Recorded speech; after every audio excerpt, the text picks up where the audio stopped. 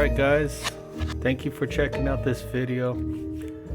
Today I'm going to be doing an oil painting on wood panel of Vampirella. I think that's the name. A cool character. So I'm starting off by gessoing this wood panel. This will be my first time painting on wood, but I'm kind of sealing it in with 2 coats of gesso. I've added a little bit of black to give it some tone. And once I'm done doing these 2 coats, I'm going to sand down between coats and then sand, I'd say 220 grit to just knock it back a little bit, and then get ready to paint.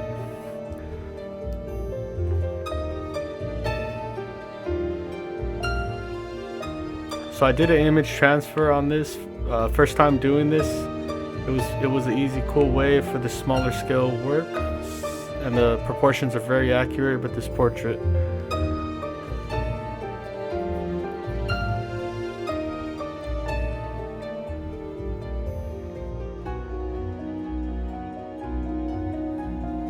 know that you don't approve, but this journey is something you have to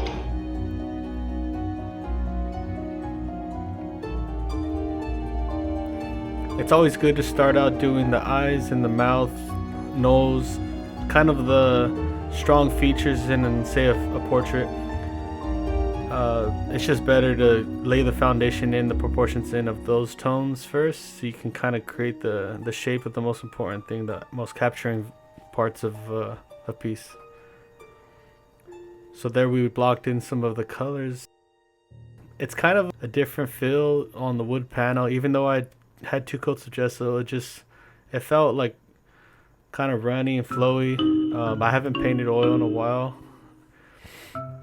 So once I laid down those block-in colors, a little bit of oil, I started to just blend away, trying to pick up the paint and render it to the other tones, creating a softness, and so it doesn't get gunked up and too muddy, or else I'd have to kind of walk away from it too soon. I did this piece a few hours one day and then followed up the next day while it was still kind of wet. It's been very humid because of the summer here in Los Angeles, so I didn't have much time to re-render areas. I had to rework and re-add colors in areas. For instance, oil will stay wet for a few days. It does take a long time, humidity or not, to cure. You should allow it 6 months as a completed piece to cure, but you can do away with about 2 weeks. Alright, so I got some of the form going and the kind of some of the details added, and I just wanted to get that background knocked in.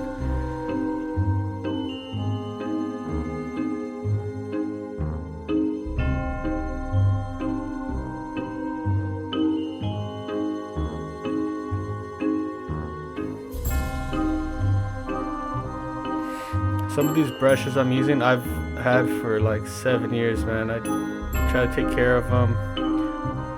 They're really nice brushes. They're Princeton, Art and Brush Co., like the 6000 series, 6050. Some really nice brushes.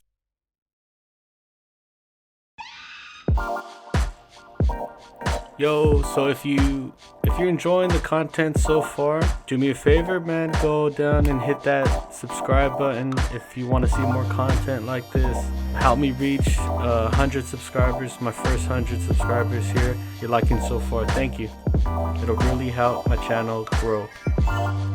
If you have any suggestions or comments you'd like to drop down below, I'd really appreciate them. I'm so new to this YouTube stuff, so I really want to pursue it and get some good content out there for people to check out and share my work. It does inspire me very much.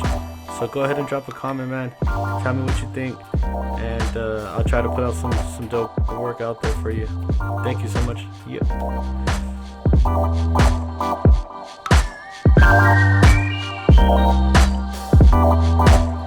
So it's my first time using wood panels. It's like cradled wood panels. And so I decided to stain the sides and the back of them. I thought it'd give it a cool effect off the vivid colors of the piece. I got about 8 of these panels, and I'm going to be prepping and painting these over the next course of a month or two. I think it'd be nice to have like a series. I'm going to start with 3 and just see how it feels to paint on these. And to be honest with you, I had just a great time working on this piece. I got to take my mind off other projects and let loose here and experiment a little bit. So I hope you guys enjoyed this piece. Check out the final touches. I know that you don't know. This journey is something you have to do. Now she's traveling across time to a new world and a murderer over 300,000 years old.